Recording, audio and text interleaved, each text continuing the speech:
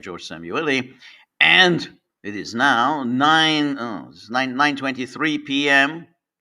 from a quite chilly, not at all spring-like city of Budapest, and welcome everybody who has joined me.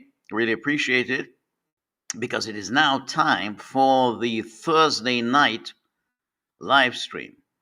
And so the news today was going to be obviously dominated by, so let's see, a rainy day in Moscow today. Well, there hasn't been too much rain today, but it is quite chilly. But the news was going to be dominated by Trump's national address last night, I'm going to talk a little bit about that.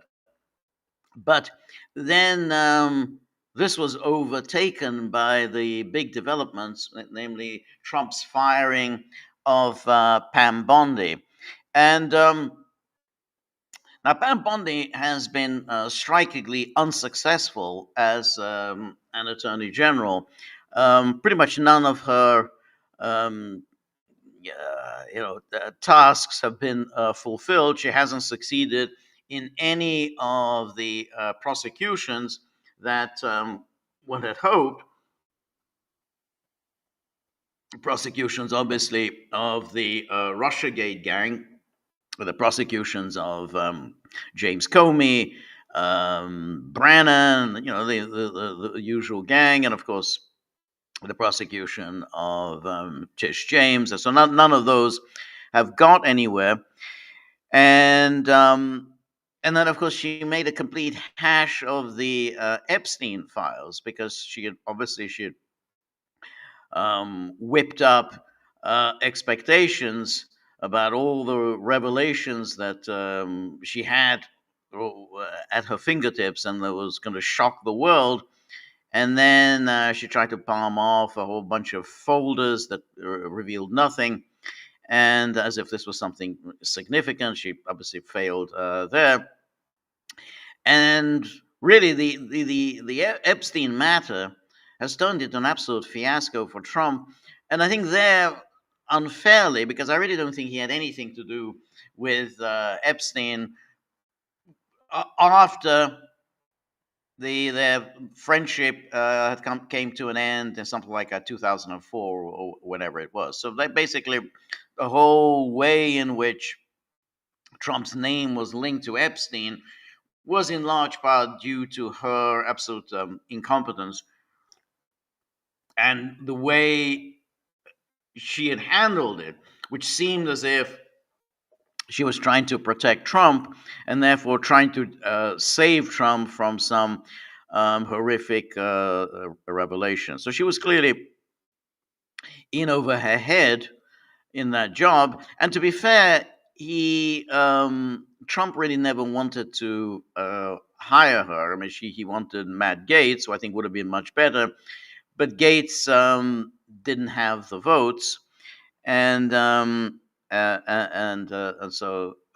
that was it was going to be and it was end in a kind of a fiasco.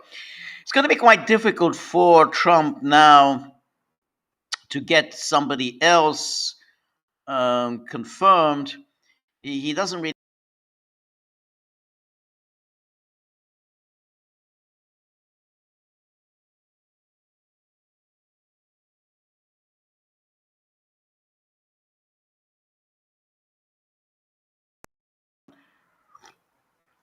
No. Oh, for some reason I seem to have lost the picture. Somebody says here, Todd says he's now fired 2 women. How long before the woke people start crying foul? Probably won't, since they're Republican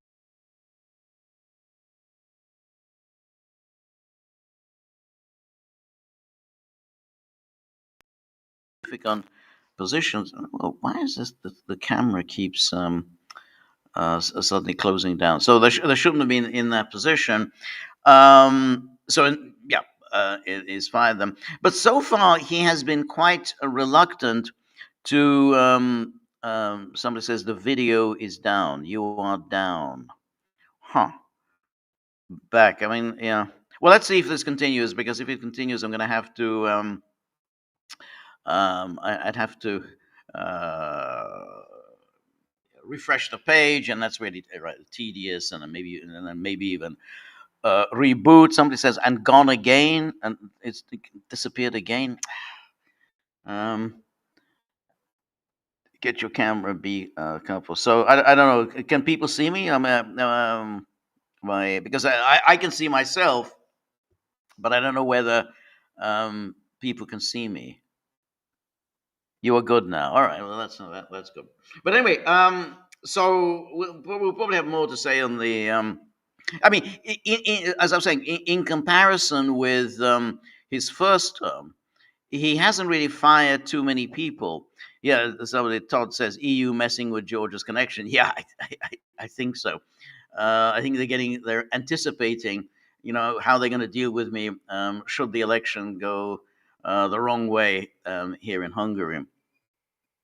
Um, so as I say, if you recall, during his first term, he was going through one cabinet appointee after another. It was particularly he was removing his various chiefs of staff and so on. Um, but he hasn't done that so far. But Pam Bondi's ouster was quite a brutal one, because in the case of Christy Nome, he at least gave her some kind of a Mickey Mouse job within the administration. So it wasn't like she was completely fired. Well, I'm just reassigning you to do something else, but obviously something much less significant. And But in her case, she didn't get anything. He said, "Oh, Trump sent out." Let's see if I can find the. I just want to show let's see the truth that he sent out. There we are. Because it's kind of, yeah, here we are. Yeah, here's the truth. So, and it was not at all a particularly nice way of putting it. And here's the truth. It says Pam Bondi is a great American patriot and a loyal friend who faithfully served as my Attorney General over the past year. Pam did a tremendous job overseeing a massive crackdown in crime across our country, with murders plummeting to their lowest level since 1900. 1900, okay. We love Pam, and she will be transitioning to a much needed and important new job in the private sector. Oh, so what is this much needed and important new job in the private sector? Oh, it'll be announced at a date in the near future. So at some point, we'll find out what job she's going to get. And our Deputy Attorney General and a very talented and respected legal mind, Todd Blanche, will step in to serve as acting Attorney General. Thank you for your attention to this matter. So no transition. Oh well, we've got a fantastic new job lined up for you. It's going to be something in the private sector. She'll do well. I mean, she's always been a lobbyist, so that there's not going to be any problem about that. But nonetheless, this is yet a further testament to the weakening of Trump. She did terribly badly during her recent performance before the House Judiciary Committee. If you recall, she was very aggressive in the way she handled the Democrat interrogators, and she thought that she did really well. But of course, it was a really dumb performance. She would say things like, "Well, you know." the stock exchange reached, the Dow reached 50,000 today. That's what you should be talking about. Well, it was a Judiciary Committee hearing overseeing the work of the Department of Justice. It's not within their remit to address what the Dow was doing that day. But so she thought that she was doing really well, but it was not. It was a pathetic performance. But anyway, um, what I mean, at least Trump managed to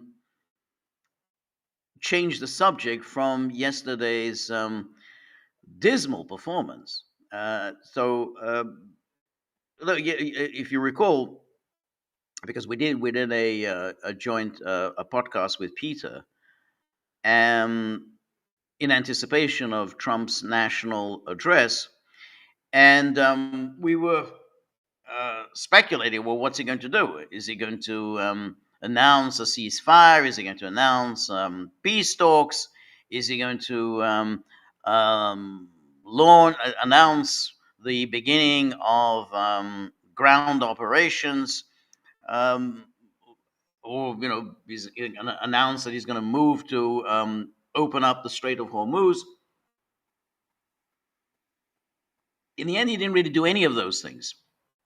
He essentially just really provided a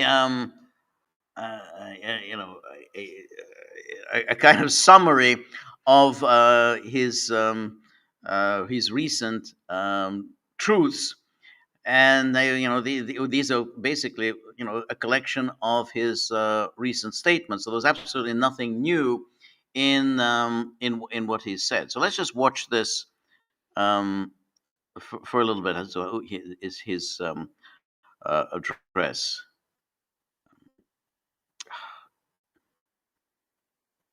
Okay.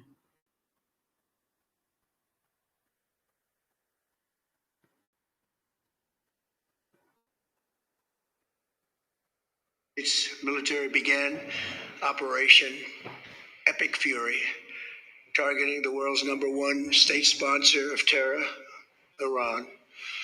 In these past 4 weeks, our armed forces have delivered swift, decisive, overwhelming victories on the battlefield. Victories like few people have ever seen before. Tonight, Iran's Navy is gone. Their Air Force is in ruins. Their leaders, most of them terrorist regime they led, are now dead. Their command and control of the Islamic Revolutionary Guard Corps is being decimated as we speak. Their ability to launch missiles and drones is dramatically curtailed, and their weapons, factories, and rocket launchers are being blown to pieces. Very few of them left. Never in the history of warfare has an enemy suffered such clear and devastating large-scale losses in a matter of weeks. Our enemies are losing in America, as it has been for 5 years under my presidency, is winning, and now winning bigger than ever before. All right. So right away, when he talks like this, you think, well, okay. I mean, you're boasting about even if even if everything you say is true, it's hardly a big deal. I mean, you're the United States, and Iran is basically it's a country on a very different social, economic, political, financial, military scale than the United States is. So yeah, you can pummel and pummel and pummel, and you're going to give them a good beating. I mean, it's like some of you're beating up somebody who's a quarter of your size. It's hardly anything to boast about. But the next question that arises is, well, having done all of that, you haven't really accomplished anything very much, and this becomes clear as the speech goes on, because you haven't forced them to surrender. And to the contrary, they have inflicted considerable damage to your allies in the region and have not been debilitated from continuing to attack your allies. And they have not been debilitated from essentially taking control of the Strait of Hormuz. So you started off this operation. All of your Gulf allies were sitting pretty, making money, living their nice, comfortable lives. They're not anymore. The Strait of Hormuz was open for business. Well, now it isn't. So when you say you've done this, this, and this, how you've degraded their capability, well, we, everybody's a lot worse off than they were on February the 27th. Anyway, the next question is, well, okay, well, if you've done all of that, well, what are you going to do now? I mean, what's the plan going forward? And this is where Trump really didn't have much to say. Anyway, let's go on for a little bit more.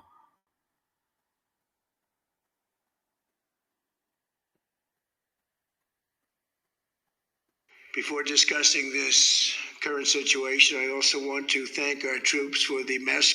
All right, so here he starts. He goes off on a detour on this fantastic performance in Venezuela, and the usual Delcy Rodriguez nonsense, and then he kind of returns to his subject. Tonight, I want to provide an update on the tremendous progress our warriors have made in Iran and discuss why Operation Epic Fury is necessary for the safety of America and the security of the free world. From the very first day I announced my campaign for president in 2015, I have vowed that I would never allow Iran to have a nuclear weapon. This fanatical regime has been chanting death to America, death to Israel for 47 years. Their proxies were behind the murder of 241 Americans in the Marine barracks bombing in Beirut, the slaughter of hundreds of our service members with roadside bombs. They were involved in the attack on the USS Cole, and they carried out the countless other heinous acts, including the just horrible, bloody atrocities of October 7th in Israel. All right, so this was quite an amazing list that he presented there. The USS Cole. I mean, nobody has ever claimed Iran was behind the attack on the USS Cole, because that at the time, and it's always been stated that Al Qaeda, or the earlier versions of Al Qaeda, was behind the attack on the USS Cole. And then he kind of does this thing of dragging stuff back from the past, which was the bombing of the Marine barracks in Beirut. Whether it was Iran was involved or wasn't involved, it's more than 40 years ago. And what exactly were Marines doing in Beirut in the first place? We know what they were doing. They were trying to manipulate the government of Lebanon, trying to create a kind of an Israel satellite state in Lebanon. That was never going to go down very well among the Muslims in the region, whether it was Syria or Iran. So it was a foolish policy that led to the death of the U.S. Marines. Trump had in the past made it a point to show that all of these U.S. interventions in the Middle East had been catastrophic. And among those was, of course, the decision by Ronald Reagan to get involved in Lebanon. He didn't have to do it, but he went in to help out Israel after it had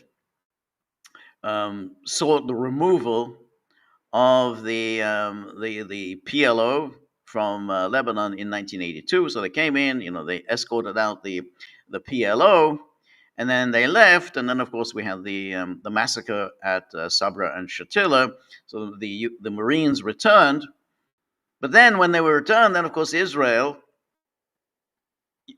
tried to use the U.S. presence in Lebanon to create a satellite state in Lebanon. And as I say, that was always going to be strongly resisted by many factions within Lebanon and among Lebanon's neighbors.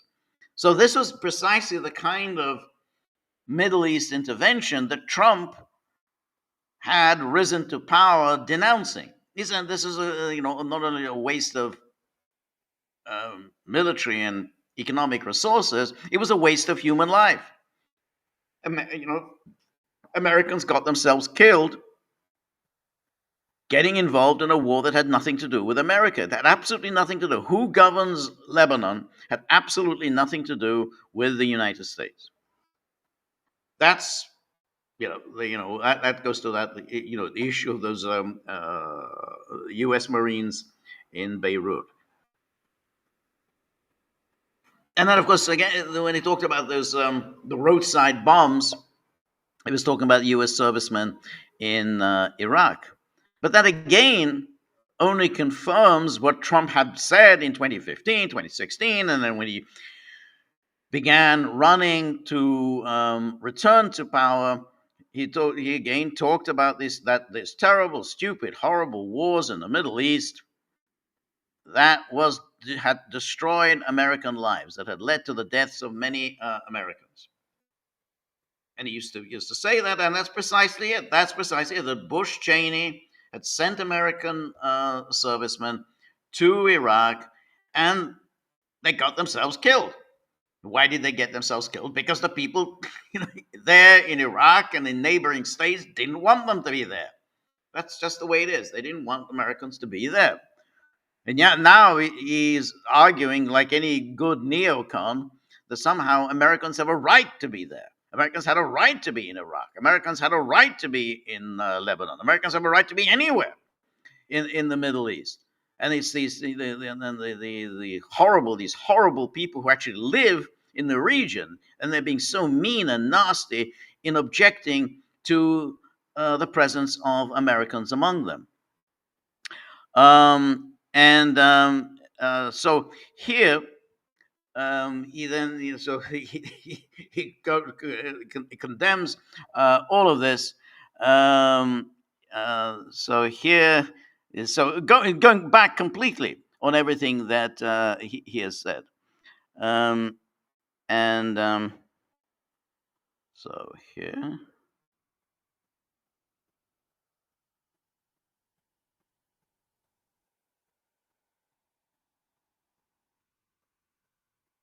Something that most people have never seen anything like it. This murderous regime also recently killed 45,000 of their own people who were protesting in Iran. 45,000 dead. All right. For these terrorists to have nuclear weapons would be intolerable. All right. Now, notice what he has just done there. He has upped the ante. It's now 45,000 people who have been killed by the government. So this is very interesting because, of course, he has now really in the space of a few days moved the number from, I think it was 31, 32 to 35,000, now to 45,000. And doubtless in about a week or so, it'll become 50, 55, 60,000, then it's probably going to move it to 80,000, 100,000. And in fact, I sent out a tweet earlier that somehow it all reminds me of King Henry IV, Part One. I mean, if anyone remembers that play by Shakespeare, where Falstaff, who was robbed by two so by two highwaymen. It was actually the prince was in disguise and a friend of his. So basically, he was robbed by two people. But as he recounts the story, every time he tells the same story, the number of assailants keeps going up. So he starts off with three of them attacking him, then it becomes seven, then it becomes nine, like 11, and 13, and so every time he recalls this event, the number of assailants keeps going up. So this Trump is exactly the same. Every time he talks about the number of people killed, he's got it up to 45,000. And that's just but the, I mean, even if it had been 45,000, let's assume it has been 45,000, that would still make him supposedly a realist, supposedly a America Firster, supposedly a MAGA. Now in the kind of Madeleine Albright humanitarian intervention camp where we're supposed to be appalled by how governments treat their own people. That's precisely what people, that the public didn't want from Trump. They didn't want Trump to start going on about the internal affairs of other countries and how other countries handle dissent. And that's was precisely what he had said in that speech, that famous speech of his in Riyadh early in this second term, when he said, "We're not going to interfere in your internal affairs. We're not going to impose our values on yours." And now suddenly, boom, oh, well, 45,000. Oh, we're so shocked by this. So again, he's just simply tossed aside without any explanation the particular approach, the distinctive approach to international affairs that supposedly he was reintroducing to America, in the part of, make America great again. Anyway, let's go on for a little bit more.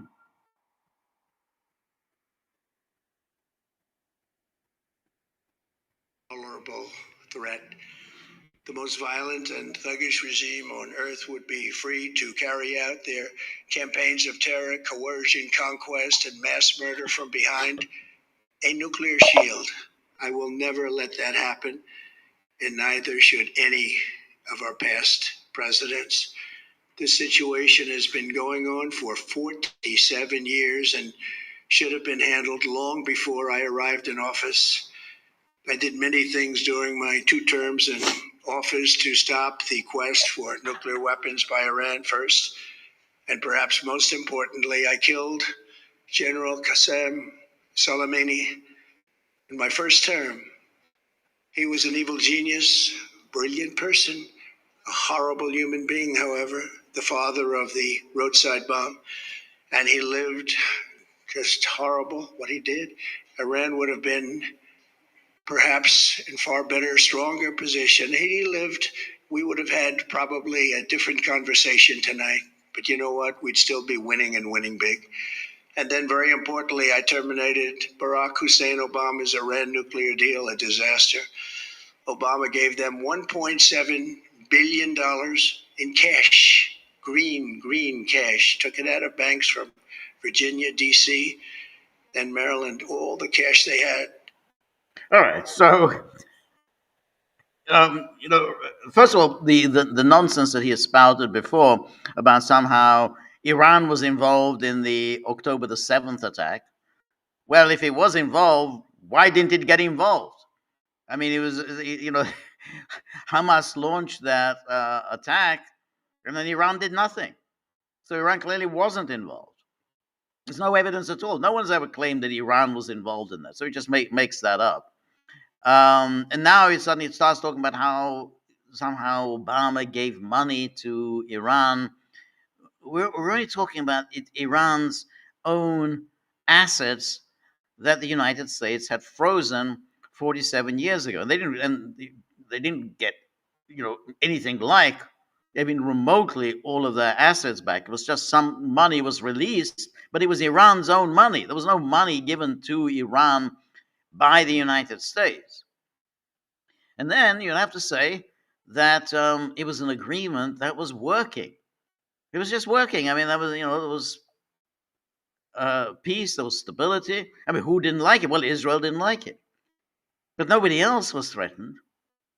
Were people complaining? No, the only people who were complaining were, of course, Israel.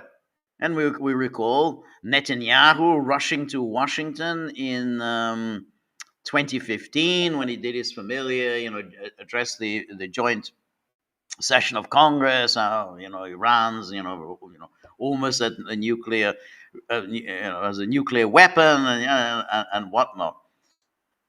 But none of that is serious, and Trump has just simply embraced this and try to justify a situation that's kind of obviously much worse for everyone than was the case during the Obama years.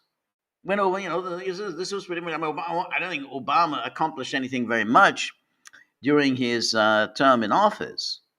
However, this was one of his accomplishments. He actually got a deal done. He actually got an agreement done.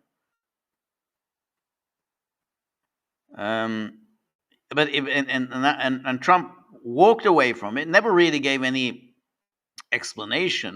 proper explanation as to why he was walking away from it, because there was no evidence that Iran wasn't adhering to it, and then reimpose sanctions, and therefore just and then he moved towards this Abraham Accords, which was always directed at Iran. So everything that Trump did was to fuel instability. Again, the very thing Trump supposedly wasn't going to do. And anyway, here it is.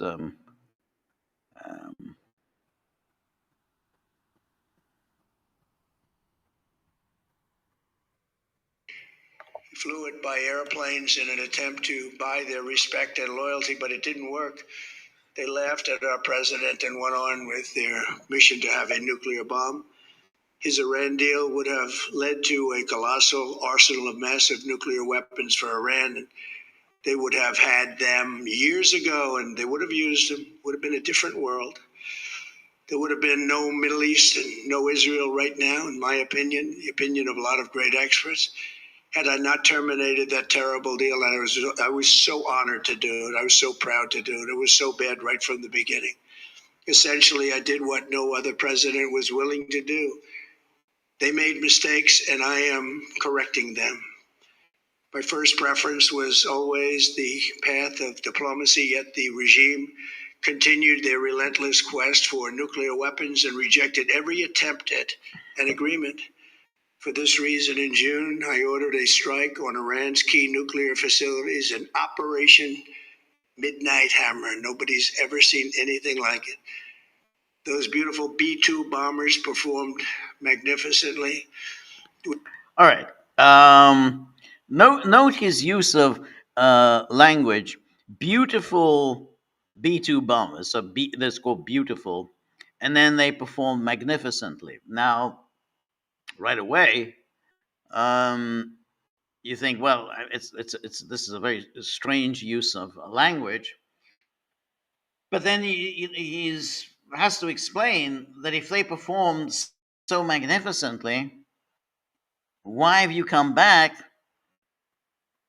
and attacked Iran once again?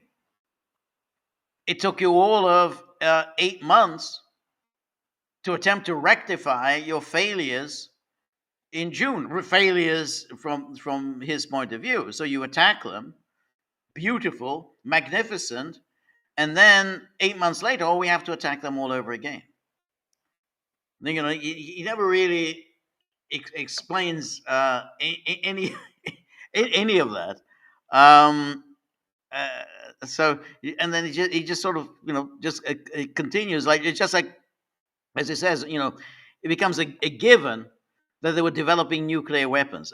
No one has ever provided any evidence that they were developing nuclear weapons. I mean, the IAEA, they did their inspections. They never, no, not once have they claimed that Iran was developing nuclear weapons. They didn't think Iran was fully cooperating with it, but they never said, "Oh, Iran, we have some evidence that Iran is developing nuclear weapons."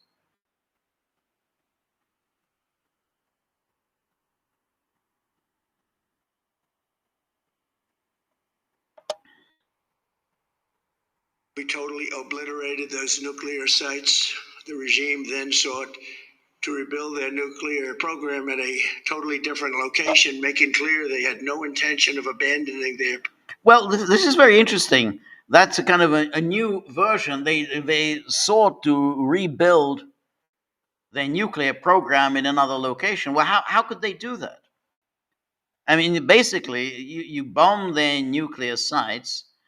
All that enriched uranium is buried deep underground. So how are they going to revive their nuclear program at a different site? And it all happened really within the past few months. Anyway, let's go on.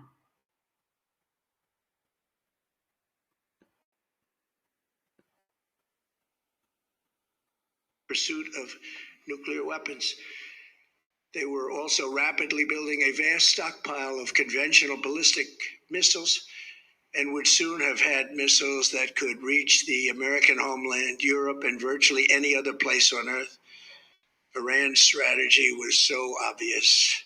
They wanted to produce as many missiles as possible, and they did, with the longest range possible. And they had some weapons that nobody believed they had. We just learned that out. We took them out. We took them all out so that no one would really dare stop them. And their race for a nuclear bomb, a nuclear weapon like nobody's ever seen before.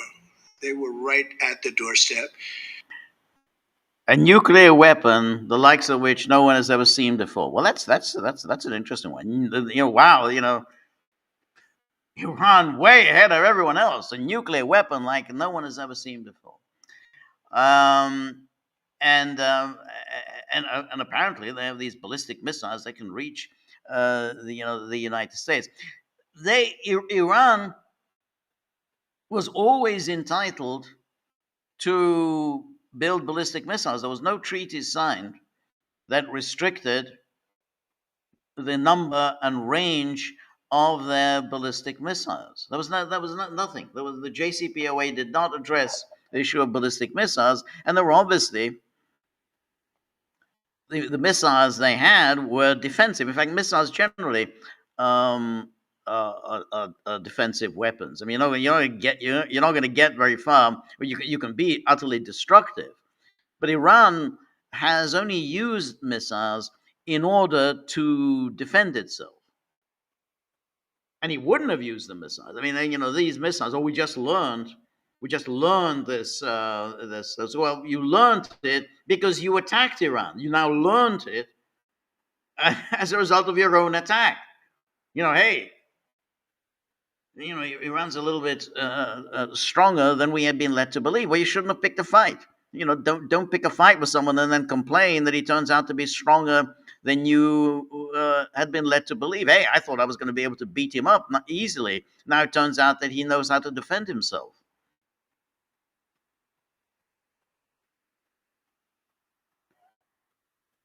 And for years, everyone has said that Iran cannot have nuclear weapons, but in the end, those are just words if you're not willing to take action when the time comes. All right, let's go on a little bit. Okay.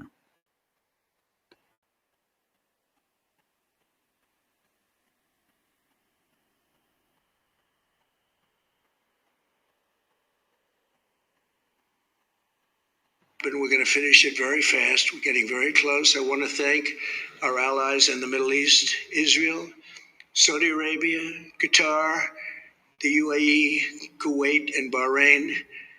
They've been great, and we will not let them get hurt or fail in any way, shape, or form. Many Americans have been concerned to see the recent rise in gasoline prices here at home. So he says, well, we're not going to let the allies get hurt. Well, that's a little bit late for that. I mean, they are now hurt. They got hurt, um, and it was entirely predictable that they would get hurt because Iran always said, "This is what we're going to do." They, these allies of yours who had really pleaded with you not to do this because they knew they're in the line of fire. Iran cannot defeat the United States. Iran can hurt the United States, and Iran can hurt its Gulf neighbors. Anyway.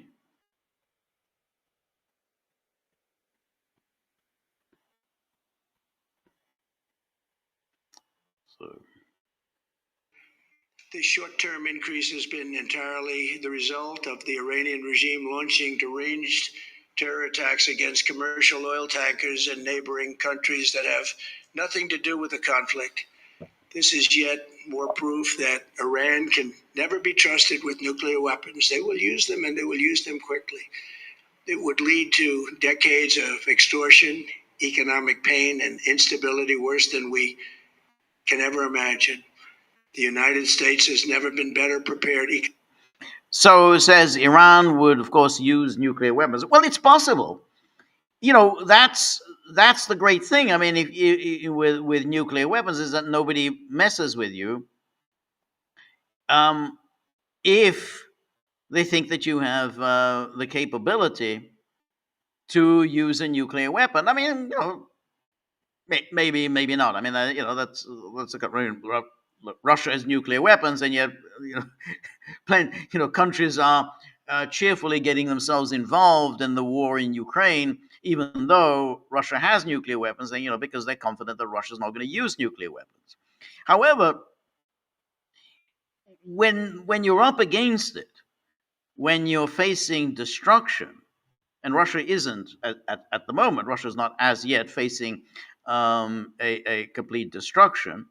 But when a country has nuclear weapons and is facing total destruction, then it will use nuclear weapons. Israel would certainly use them, and I'm sure Iran would as well.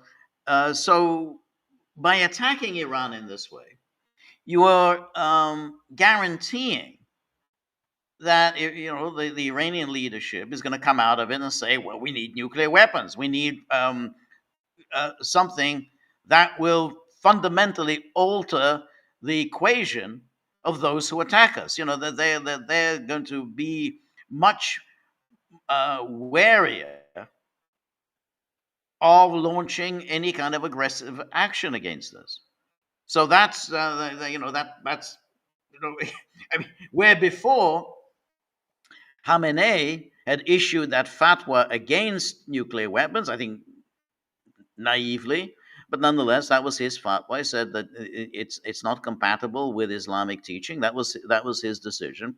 Having done that, and having made the same mistake that Gaddafi of Libya had made, well, it guaranteed an attack on Iran. But that Iran is not going to make that mistake again. So, however this comes to an end, I think Iran is going to move towards developing nuclear weapons. I mean, how easy it is, how close it is, I don't know. I mean, there are obviously people have given different opinions about how feasible it would be for Iran to develop a nuclear weapon. They obviously have missiles. Short range, medium range missiles. Whether they can develop warheads that they can put on missiles. I don't know. I mean, but the fact is that when you've been attacked like this, and attacked in the middle of negotiations, and when your leaders have been assassinated, then it would be the height of irresponsibility to say, well, I think we'll stick with the fatwa of Khamenei. So no, I think we need the nuclear weapons to prevent another attack on us. Because when they, if if you have nuclear weapons and you launch another attack, then you say, well, we're gonna use the nuclear weapons, and that's always been the case with the right from the beginning of the atomic age. Well, what do you want nuclear weapons? Well, it's the ultimate deterrent. And so the ultimate deterrent comes into play when you are facing a fight for survival. And so anyway, let's go on for a little bit more.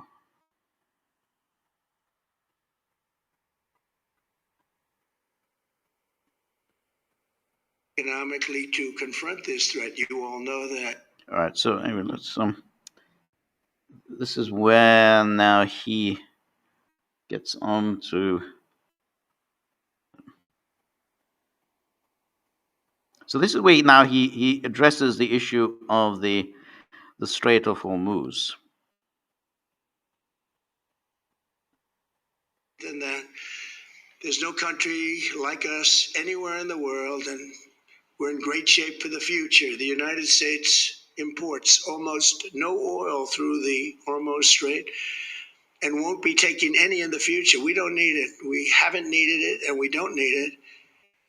We've beaten and completely decimated Iran. They are decimated, both militarily and economically and in every other way. And the countries of the world that do receive oil through the Hormuz Strait must take care of that passage. They must cherish it. They must grab it and cherish it. They can do it easily. We will be helpful, but they should take the lead in protecting the oil that they so desperately depend on. So to those countries that can't get fuel, many of which refuse to get involved in the decapitation of Iran, we had to do it ourselves. I have a suggestion. Number one, buy oil from the United States of America. We have plenty. We have so much. And number two, build up some delayed courage. Should have done it before. Should have done it with us, as we asked.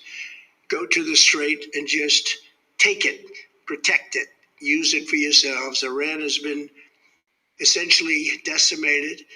The hard part is done, so it should be easy. All right. So right away, this is really baffling because, on the one hand, he's now used the word decimated several times during his address. So it completely decimated. We destroyed, all their missile launchers, the Navy, the Air Force. Everything is gone. But apparently, they're still in control of the Strait of Hormuz. And so I said, well, why don't you? I mean, you're the great superpower, the global superpower.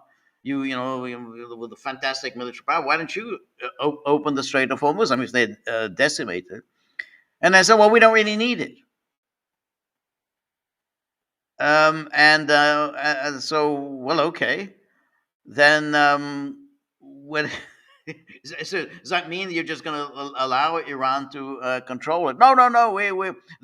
Everyone else needs to do it. Well, that's a very strange situation because as of February the 27th, the Strait of Hormuz was an international waterway. No one controlled it. It's an international waterway, and all ships enjoyed the freedom of navigation. Now they don't. And Trump's saying, well, you go ahead and do it. Well, why don't you do it? I mean, if you've decimated Iran, if Iran really has no longer any kind of military capability, these fantastic victories, these fantastic bombings that you have accomplished, then what's the problem here? Why are you unable to open the Strait of Hormuz? And why are you inflicting this on others who were never on board? They were never they never wanted to join in this, and they never saw no reason for this war. And now you're inflicting this burden of opening up the Strait of Hormuz onto others. Anyway, he kind of then and then he kind of goes on about what he intends to do next, and this is where.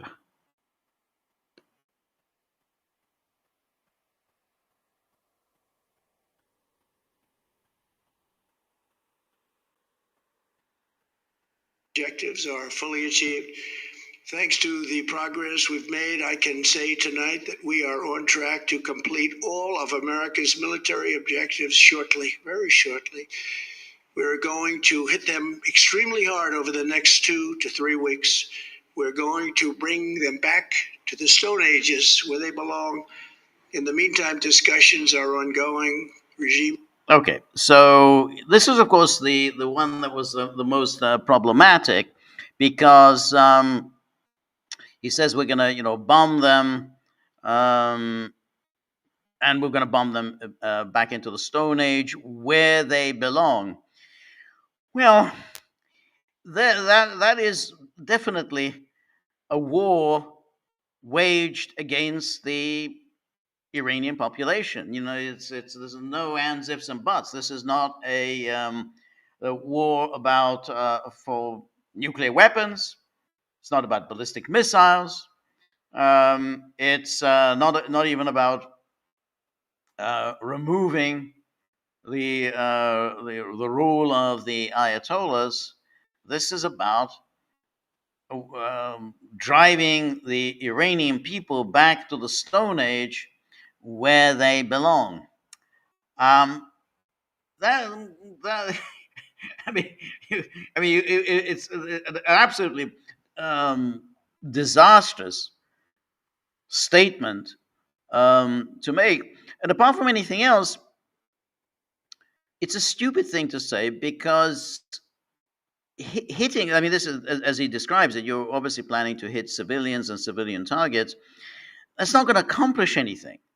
I mean, this is the experience of war after war after war, that hitting civilian targets only hurts civilians.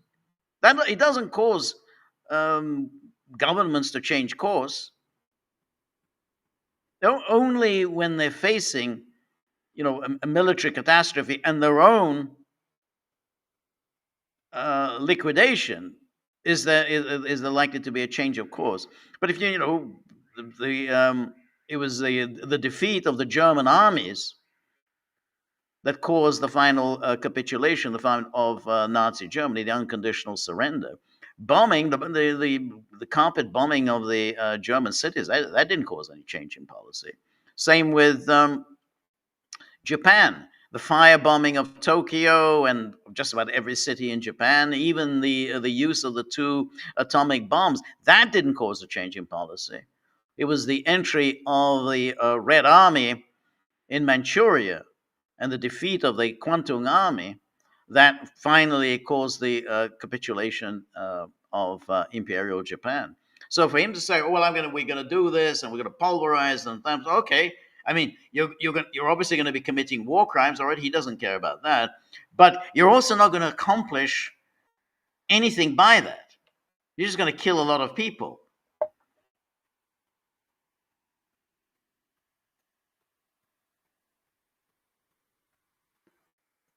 And change was not our goal. We never said regime change, but regime change has occurred because of all of their original leaders' death. They're all dead. The new group is less radical and much more reasonable. Yet if during this period of time no deal is made, we have our eyes on key targets. If there is no deal, we are going to hit each and every one of their electric generating plants very hard and probably simultaneously. We have not hit their oil, even though that's the easiest target of all, because it would not give them even a small chance of survival or rebuilding. But we could hit it and it would be gone, and there's not a thing they could do about it. They have no anti-aircraft equipment. Their radar is 100% annihilated. We are unstoppable as a military force. The nuclear sites that we obliterated. All right, so he's now talking about how we're going to attack their oil industry, we're going to hit their electric power generators, and there's nothing that they can do about it. Well, there obviously is something they can do about it. They can act likewise, and they can launch exactly the same attacks throughout the Gulf, which is what they've done. And therefore, that's how they'll respond. So these allies of the United States, which Trump just a few minutes ago had said, we will always protect you. Well, you're not. I mean, you're not going to protect them. It's clear you're not going to be able to protect them. So he's saying, well, we've accomplished regime change. He says, oh, well, we've done it. And how did you accomplish regime change? Well, we killed all these people off, and now we have regime change. Well, that's not a regime change. I mean, that's a change of personnel. That's not a regime change. And says, well, the new people, they're much more reasonable than the old people. Well, what's the evidence for that? I mean, so why are you threatening to bomb all their electric power generators? Why, and their desalinization plants? So, I mean, if they're so reasonable, why are you essentially saying you're going to start wiping out their oil industry? These apparently reasonable people. That's what you're going to be doing with them. And now he gets onto another thing that's kind of interesting, which is because he then returns again to Iran's nuclear material. Where the B-2 bombers have been hit so hard that it would take months to get near the nuclear dust, and we have it under intense satellite surveillance and control. If we see them make a move, even a move forward, we'll hit them with missiles very hard again. We have all the cards, they have none. It's very important that we keep this conflict in perspective. All right, so he's basically saying here that the United States isn't going to go in to seize this enriched uranium. It's buried deep underground. They're not going to go in to seize them. However, if we see the Iranians, we're watching them with our satellites. If we see the Iranians making a move to get their hands on this enriched uranium, we are going to bomb them. We'll bomb them hard. So again, this is kind of interesting because that had been speculated as to that was going to be one of the objectives of any possible ground invasion that Trump might undertake, which is to seize this enriched uranium. It was always seemed very unlikely because that stuff, I mean, that's is what 400 kilos apparently. I mean, that's not easy to handle, and you got to go deep underground to get it out, and so that's no easy task. We're saying, well, we're not actually going to do it. So if we're trying to figure out what is Trump saying in this national address, he's saying we're not going to do anything about the Strait of Hormuz. It's up to those who rely on oil from the Strait of Hormuz. We don't really care about it, but of course the United States does care about it because it's leading to an almighty economic crisis because it's leading to a spike in oil prices. It's leading to shortages in fertilizer, pharmaceuticals, and that of course affects the United States. But he said we're not. It's going to be somebody else who's going to have to open up the Strait of Hormuz. And then he says, "Oh well, as far as the enriched uranium is concerned, well, we're just going to leave it alone. But if we see Iranians trying to get their hands on that enriched uranium, we're going to attack them. We're going to bomb them." And then as far as, well, are there any ground invasion plans in the works? He didn't say anything about that. And so, the question then arises, well, what was the point of this? I mean, Trump doesn't really deliver too many national addresses. That's not his style. So, what was the point? He doesn't seem to have any particular plan going forward. He didn't announce any new initiatives. So, it remains a mystery as to what exactly he was hoping to accomplish, because all he accomplished there is to confirm that he really has no idea of how to move forward on Iran. Now, if we look at the U.S. Allies, this is the U.S. NATO allies. Now, because they're really very unenthusiastic about this war, they come across as being reasonable. I mean, in comparison with Trump and Hegseth, they think, well, these, the Europeans seem reasonable. But it's very important to keep in mind, and I've said this before, that as far as the Europeans are concerned, their only interest is Russia. They want to focus on Russia, and they're very annoyed that Trump has taken his eye off the ball, as they see it, and instead of focusing on Russia and sending more arms and money and Patriot missile systems and everything else to Ukraine, Trump has got distracted by the Middle East. And once again, the Americans are distracted by the Middle East. They need to focus on Russia. So while they sound reasonable when it comes to Iran, in reality, it's that they just want to focus on Russia. So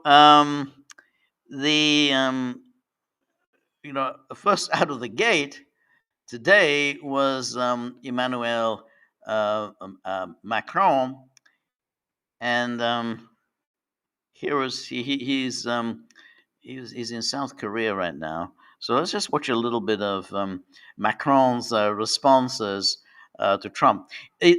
First of all, the thing was that Trump had been very insulting about Macron.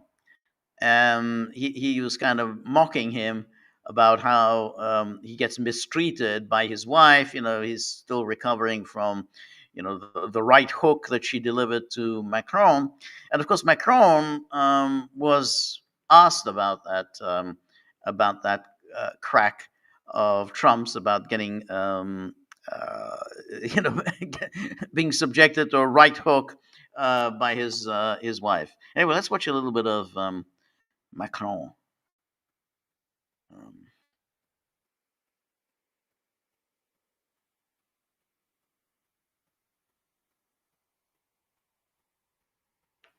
Ça n'est pas une action militaire ciblée, même sur quelques semaines, qui permet de régler dans la durée la question du nucléaire. Et donc derrière, il faut. Well, let me because this is in subtitles. So let me. Ça n'est pas une action militaire ciblée, même sur quelques. American involvement in. Ça n'est pas une action militaire ciblée, même. Okay. So he says Iran war won't resolve nuclear issues. Okay, so because the subtitles are a little small, so I think it's going to be a little hard to read the subtitles. Even one lasting a few weeks. So, anyway. Sur quelques semaines, qui permet de régler dans la durée. And in the long term, therefore, there must be la question du nucléaire. Et donc derrière, il faut a framework in place, le plus exigeant possible, as stringent as possible, pour éviter qu'il y ait de nouveaux to enrichissements, prevent further enrichment, pour traiter la question to des address the issue of the materials sera encore justement that will be on the site sur place, de voir comment les traiter. Il y a plusieurs and to determine how to deal with them. Okay. Ici dans les modalités techniques, mais sous l'autorité I won't go into technical details here, but under the authority of the IAEA, we must be able to regain control and ensure that there is no enrichment nor any underlying militarization. That's the first priority. And then he says, if there is no framework for diplomatic et technique, and technical negotiations, if there's no framework, the situation could deteriorate again within a few months or a few years. It is only through in-depth negotiations and an agreement, and moreover, the issue of sanctions must also be included in this agreement. We can ensure long-term monitoring and preserve peace and stability for all. Now, the thing about Macron here, which is what is kind of instructive, is, well, how come you don't say that when it comes to Russia and Ukraine? You're not prepared to engage in any negotiations with Russia. You're not prepared to enter into any negotiations to end the war in Ukraine. What about peace and stability on the European continent? You continually urging essentially an escalation. Well, we got to send more arms. We got to keep. We have to apply pressure on Putin to get him to the negotiating table. There's never any talk about negotiating framework, because remember, the Russians from the start have always insisted that the key to resolving the problem in Ukraine is through the creation of some kind of a security framework that guarantees the security of everyone on the European continent, including Russia. That's Russia's always said that. So he's able to see, when it comes to Iran, that you need some kind of a security framework. You have to make sure that Iran enjoys security and others also enjoy security.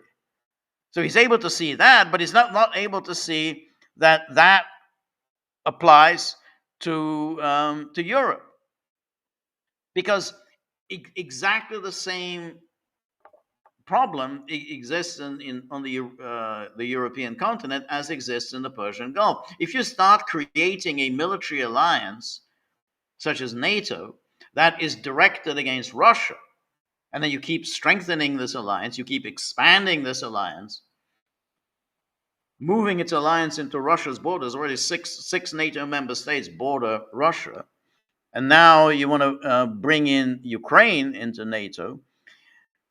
You are fueling insecurity in Russia, and therefore it will end in disaster. It was entirely predictable. Plenty of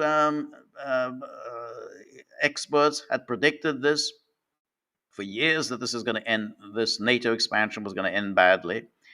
But something similar has been going on in the Persian Gulf. The United States and Israel have been mobilizing all of these Gulf states and Saudi Arabia into an anti-Iran alliance. Well, how did Iran respond? Well, Iran responded by building up a strong missile armory. And then you started moving towards the Abraham Accords, and the Abraham Accords was also taken by Iran as directed at them. Then, this is how you're going to end up. So at least Macron sees, well, you're not going to be able to resolve the problem in the Persian Gulf without creating some security framework. But he doesn't, apply that same logic to Europe. Anyway, let's watch another clip of Macron.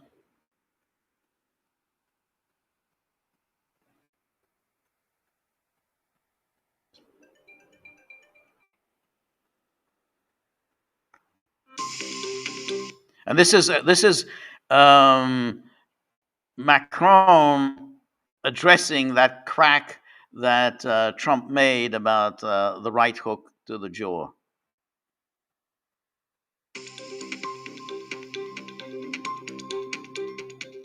Et donc les propos. So the Macron here says, again, the subtitles are very small, says, the remarks I have heard to which you referred, he was asked about Trump's remarks, the remarks I have heard to which you refer are neither tactful nor up to standard. Que j'ai pu entendre, auxquels vous faites référence, ne sont ni élégants. So I'm not going to respond to them. They do not merit a response. Ni à la hauteur. Voilà. Donc je ne vais pas y répondre, ça ne mérite pas de réponse.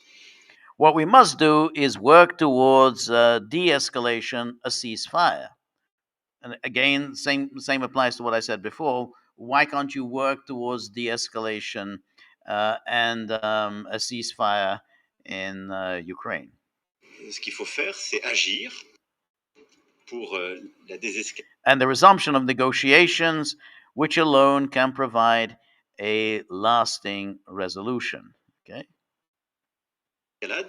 Pour un cessez-le-feu, pour la reprise de négociations qui seules to the issues at stake in the region, which are vital for the peuvent stability régler en profondeur ce qui se joue dans la région et qui est important pour la stabilité de tous nos of all our partners and of us all, and also towards the restoration of free movement partenaires et de nous tous, et pour la reprise aussi d'une libre circulation, la reprise and the resumption of the economic exchanges we need, because today it is our fellow citizens, des échanges économiques dont nous avons besoin parce qu'aujourd'hui, ce sont nos compatriotes, c'est nous.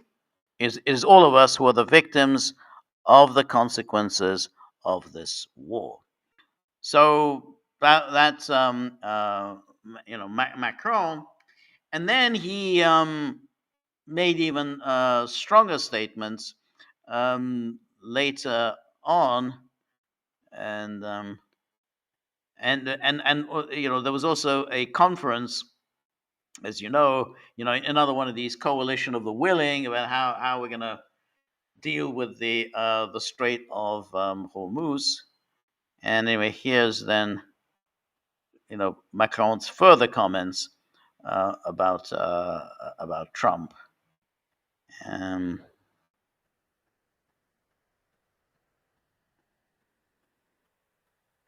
So here's a story in The Guardian. Macron criticizes Trump, says unrealistic to reopen the Strait of Hormuz by force. The French President Emmanuel Macron has hit out at Donald Trump, saying he was undermining NATO by creating daily doubt about his commitment to the alliance.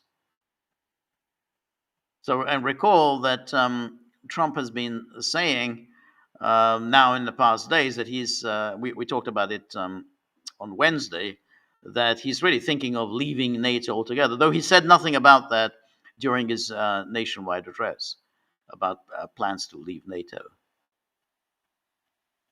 Macron warned that Trump's comments questioning the U.S. commitment to the alliance erode its very substance, as he urged leaders to be serious.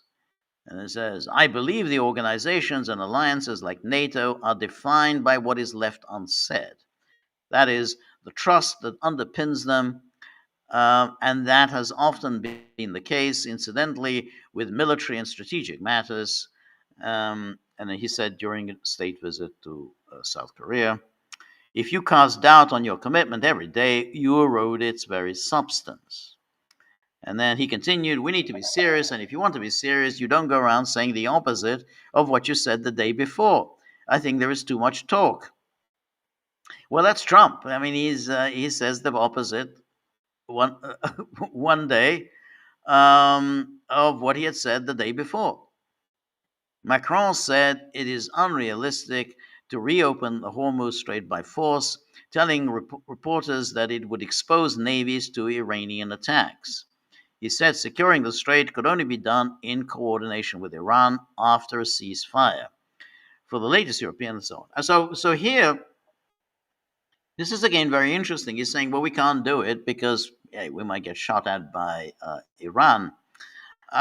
Let's keep in mind Macron only a few months ago, and we talked about it a number of times on the Gaggle.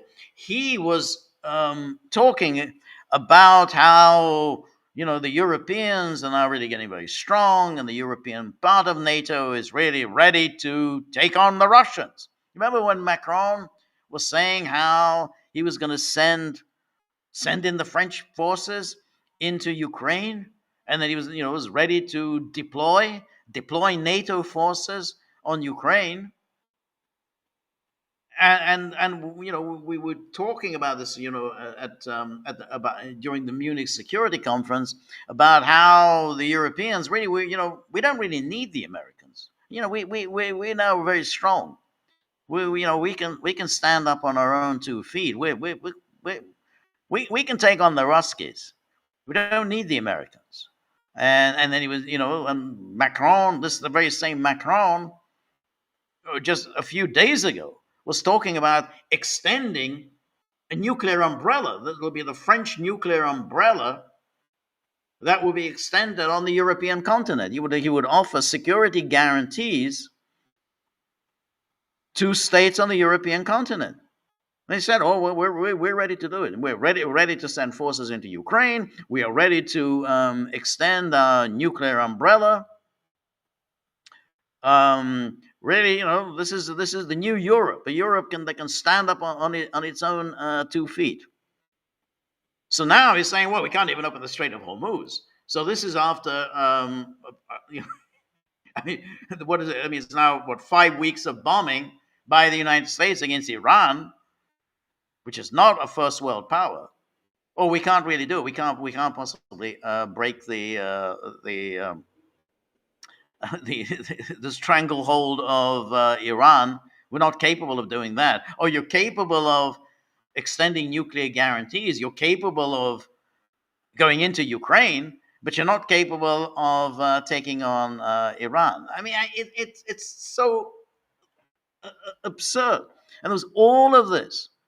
With all of that big talk at Munich and at Davos, and you're basically saying, well, we can't really, we can't do this. We can't possibly take on Iran. That's way out of our league. But anyway, so the coalition of the willing was today meeting under the auspices or under the chairmanship of Yvette Cooper, the UK Foreign Secretary. It was one of these virtual meetings as to how they were going to open up the Strait of Hormuz. So here's the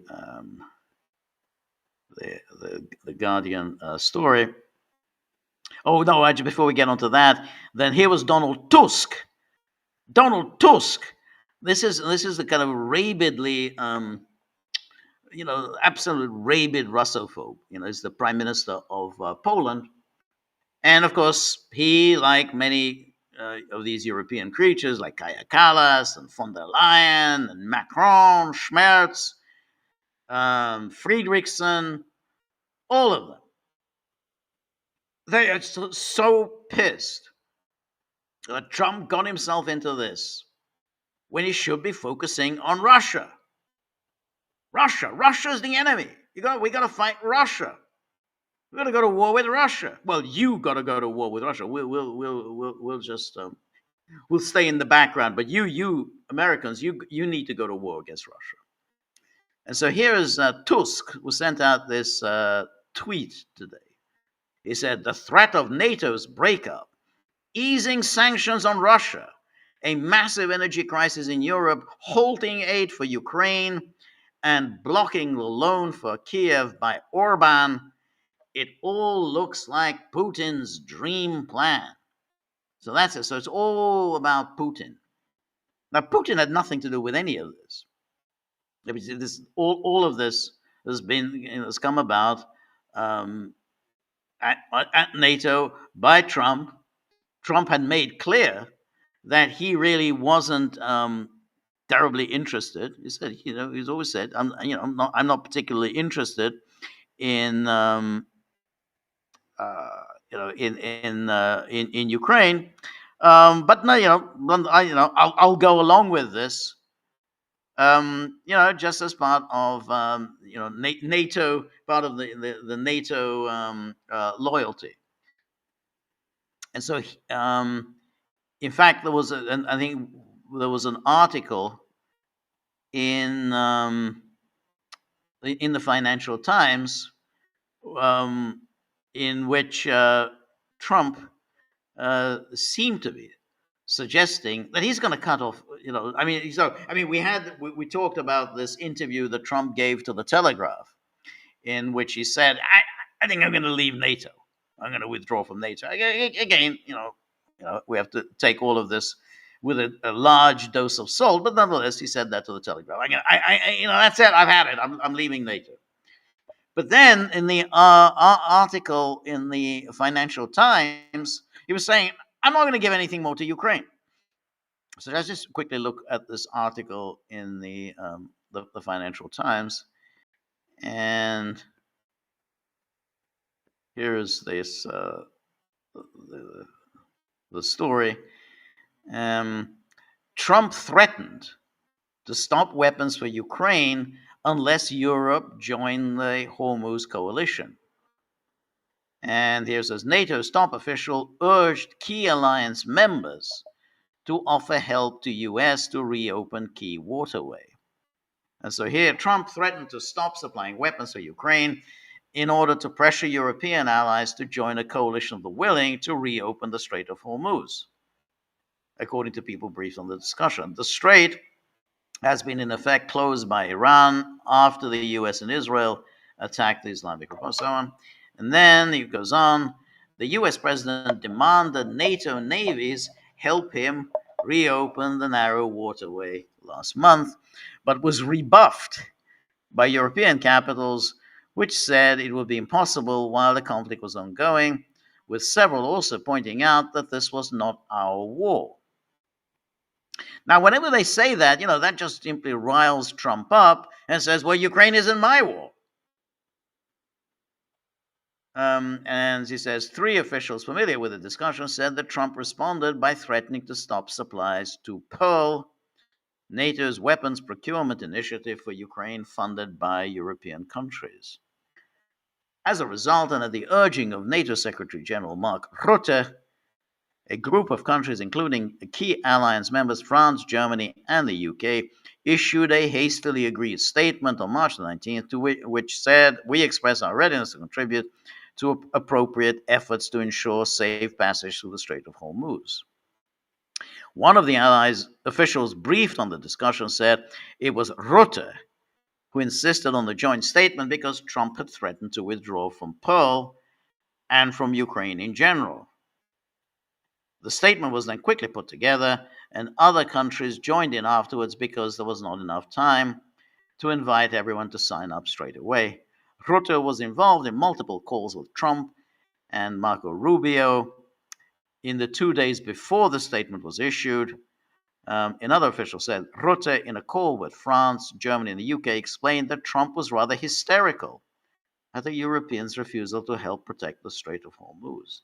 And then British officials insisted that the UK and USA were discussing on a military-to-military basis options for securing the Strait before March the 19th, but did not deny that Washington had threatened to withdraw support for Ukraine if NATO countries did not step up. So that was, once you start talking in this way, all of these Europeans, particularly crazy Russophobes like Tusk and Macron, and then Kaya Kallas, and the rest of them, This is hey, this is Russia. I mean, all during the last few days, while we've been discussing Iran and how we're going to get out of this, Kaya Kallas has been talking about Russia. Just look at her Twitter feed. Every day she's tweeting about Russia. They don't want to get distracted by this. And so when like in that Financial Times story, basically Trump said, and it was obvious that this is where Trump was going to go. That's different whether Trump is going to see this through. Trump is somebody who just blusters all the time, but that this is where he was going to go. He said, well, you don't like to send your forces into the Strait of Hormuz. Well, I don't particularly care about Ukraine. I never have. He says, well, it's quid pro quo. You help me on the Persian Gulf, and I'll help you on Ukraine. But anyway, so let's go back to this the tweet by Donald Tusk, to which, of course, our friend Viktor Orban responded, particularly since seeing that there was this reference to him in this tweet, because remember, blocking the loan for Kiev by Orban, Putin's dream plan. And here's Orban responding, says, Europe is heading towards one of the most severe economic crises in its history. The world is facing a serious energy crisis. Europe is in grave danger. The only way out is to lift the sanctions imposed on Russian energy immediately. We must think not about Putin, but about our own country and our own peoples. Instead of warmongering, love and save your country, Donald. So that was Orban. And now here is Yvette Cooper, who's chairing this yet another coalition of the willing. This is on the Strait of Hormuz. And she said, Yvette Cooper condemns Iranian recklessness over global economic security. So every time these buffoons say this, and you say, yeah, but none of that would have happened if United States and Israel had avoided attacking Iran. If there had not been no attack on Iran, an unprovoked attack on Iran, there wouldn't be a threat to global economic security. But she's unable to say that. So she just makes this up about somehow it's Iran out of the blue is being reckless and harming global economic security. UK Foreign Secretary Yvette Cooper is chairing a meeting of almost 36 nations to discuss measures to help reopen the Strait of Hormuz. She condemned Iranian recklessness for hitting global economic security, adding that the UK is seeking to lead a diplomatic initiative to restore access to the maritime route being targeted by Iran in retaliation for the US-Israeli campaign against it. She said there were more than 25 attacks on vessels in the Strait and 20,000 seafarers trapped on 2,000 ships. Well, it's very hard to see how you can engage in any diplomatic initiative, because I think, as Macron said, well, we're ready to provide some security, but there has to be a ceasefire first. So it's no good just holding these meetings when the key decision makers are not involved. The United States is not involved in this initiative to open up the Strait of Hormuz. Iran is not involved. Israel is not involved. So this is just a completely pointless blathering on the part of this yet another coalition of the willing. Anyway, let's go on here. And so here says, Iranian recklessness towards countries who were never involved in this conflict is not just hitting mortgage rates and petrol prices and the cost of living here in the UK and in many different countries across the world. It is hitting our global economic security. Well, yeah, but that's the point. That's it. Iran is fighting asymmetrically.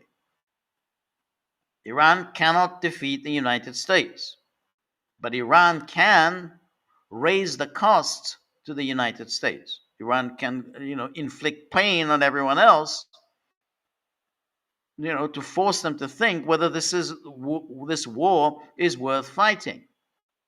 You can't expect Iran to wage the war that you want it to wage. Iran is not going to fight the United States on its own terms because they cannot win that war. So this is exactly what everyone knew Iran was going to do. Iranian recklessness towards countries who were never involved in this conflict. Well, they're involved in the conflict by being essentially allies of the United States that house United States forces. Anyway, so here again another one about Yvette Cooper, and then more than 40 countries gathered to discuss every possible diplomatic, and economic, and coordinated pressure. Notice there is no talk at all here about using force. So more than 40 countries to discuss every possible diplomatic, economic, and coordinated measure to pressure Iran into reopening the Strait of Hormuz. Just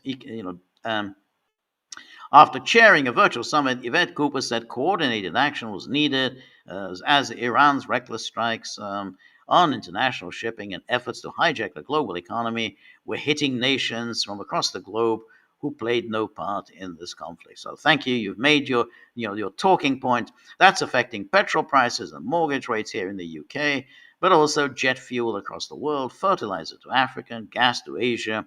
So countries across the world being impacted, and that's why we're so determined to see every possible diplomatic, economic, and coordinated measure to get the Strait reopened.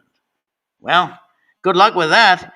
I mean, so you have no real means of doing it. Once it's become clear, and Macron said, remember, no one can do anything if France says we're not going to get involved. Macron ruled it out. He said we can't do it when we're not going to use force to open the Strait of Hormuz because we're not getting involved in this war. Now the British have said, we're going to use economic and diplomatic and whatever. Well, the only real mechanism that they have, if they want to open the Strait of Hormuz, is to play along with Iran. They're going to have to start giving Iran what it wants. I don't think they want to do that, but they're going to have to start paying a toll. I don't know whether that would necessarily work, but if you rule out force and you start talking about diplomatic and economic means, then essentially you're going to have to start thinking about paying off Iran. That was Yvette Bowles, as she used to be known, and so that coalition of the willing was distinctly underwhelming today. Anyway, let's now go to our locals board.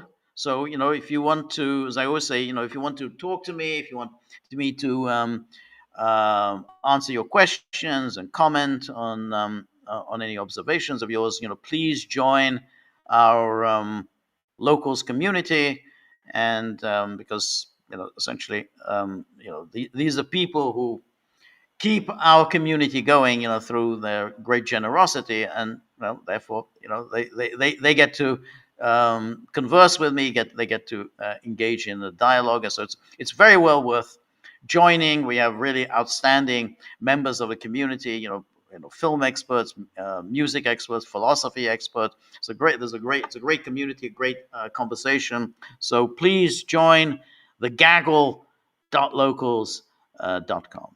Anyway, so now we come to our locals board, and the first off is Danaki. Always good to see you, Danaki. Danaki was one of our outstanding contributors. Always has fascinating postings. Again, yet another reason to join the community, the gaggle.locals.com. Anyway, Danaki says, bye-bye, dumb Bondi, or dumb Blondie, and good riddance. Yep, I agree. And then Danaki says, George, don't you find it utterly pathetic at this stage that the mighty Russian army is whining and begging for Zelensky to withdraw from Donetsk, as they know they would have a really hard time taking the real fortresses left there. Are they winning yet, or what? As the likes of Martyanov, Ritter, Escobar, Johnson have been preaching for 4 years. For 4 years, 1 month, and 2 weeks already.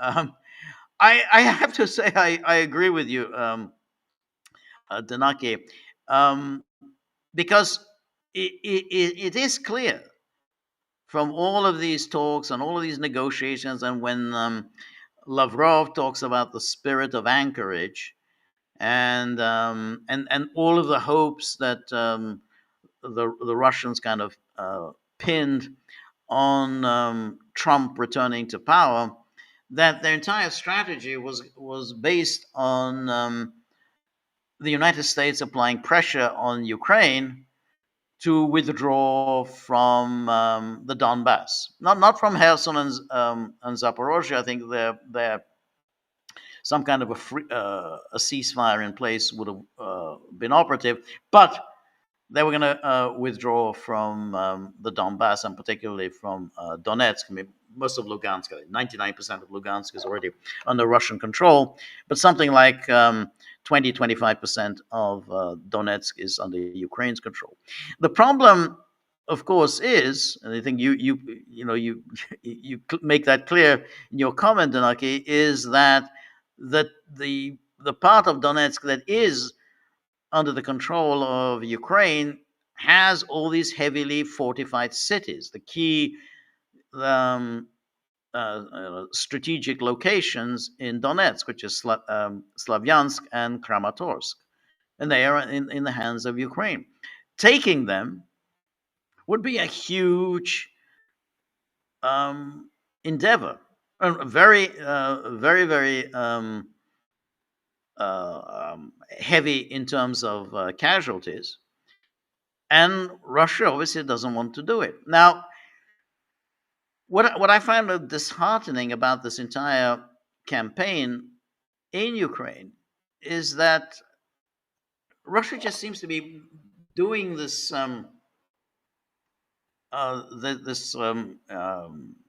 fighting in the Donbass on Ukraine's terms.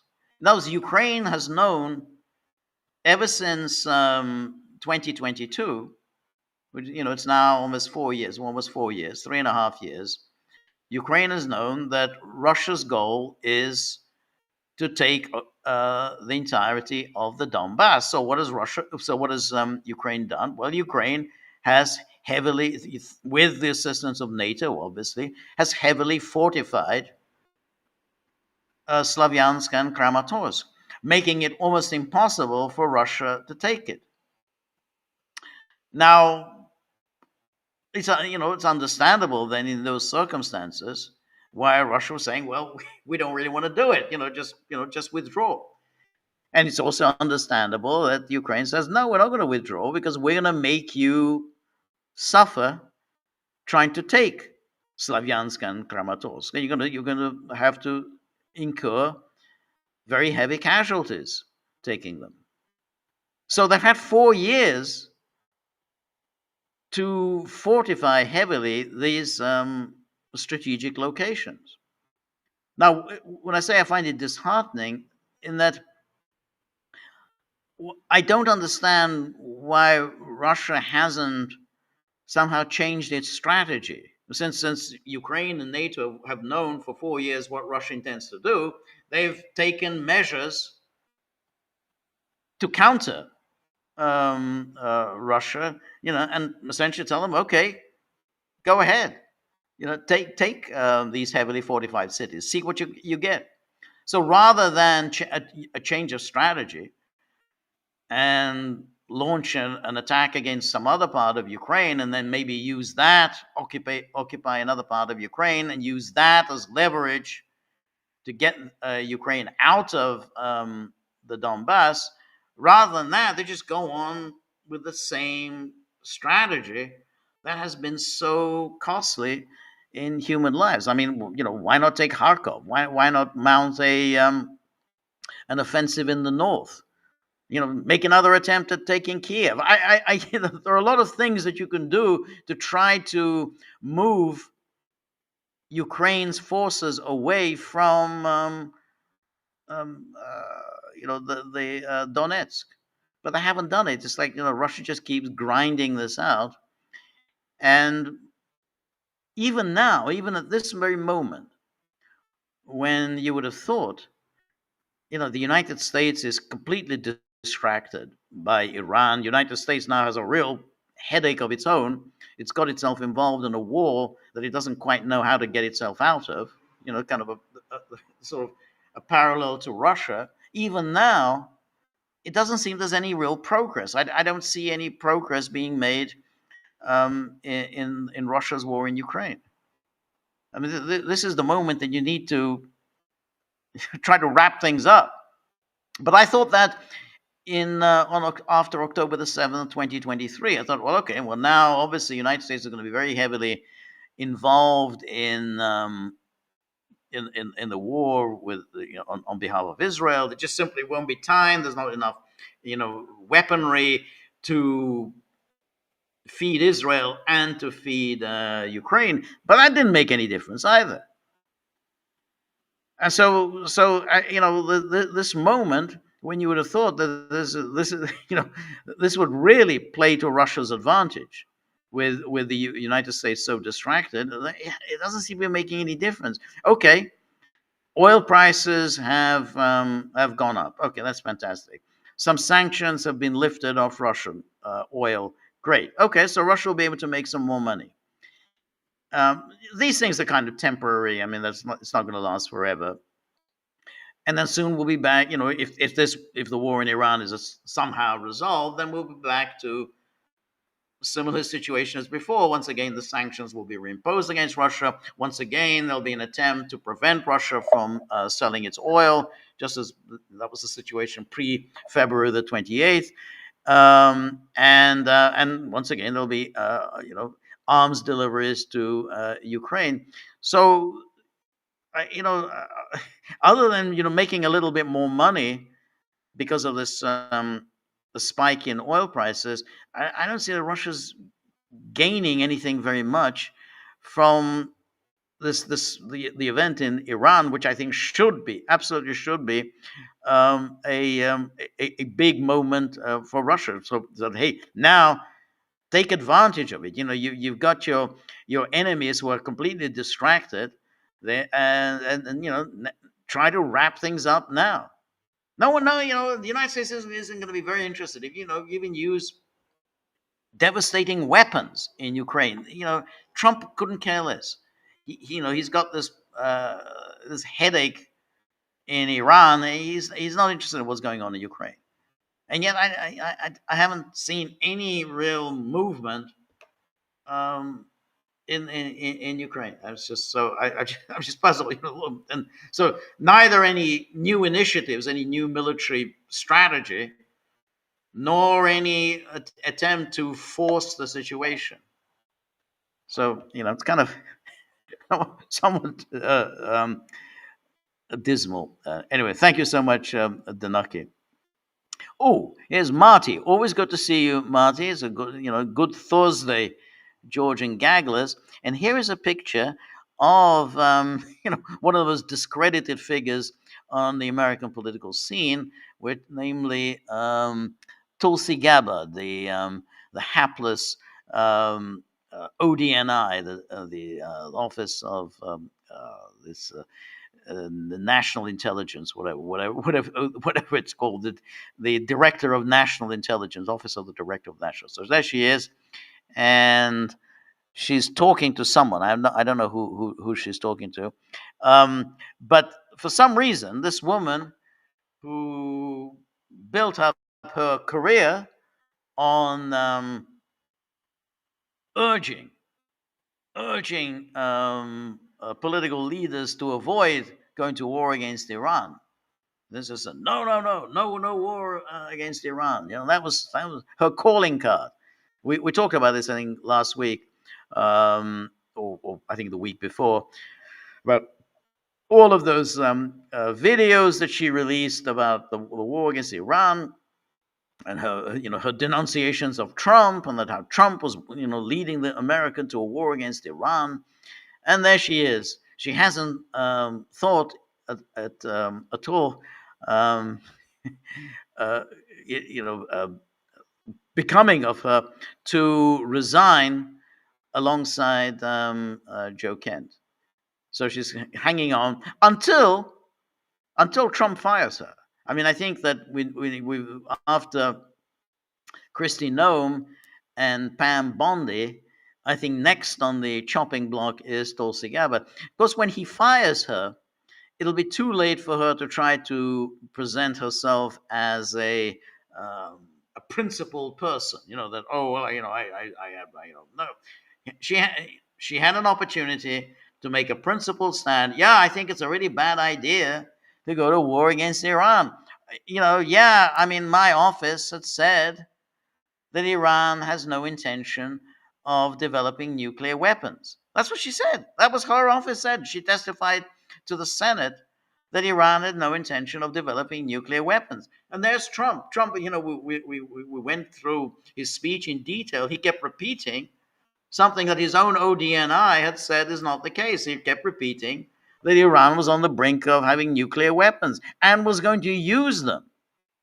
And yet she continues in that position. I mean, how can you be so lacking so complete self-respect as she is? So anyway, thank you, Marty, for that photograph. Anne Marie, always very good to see you.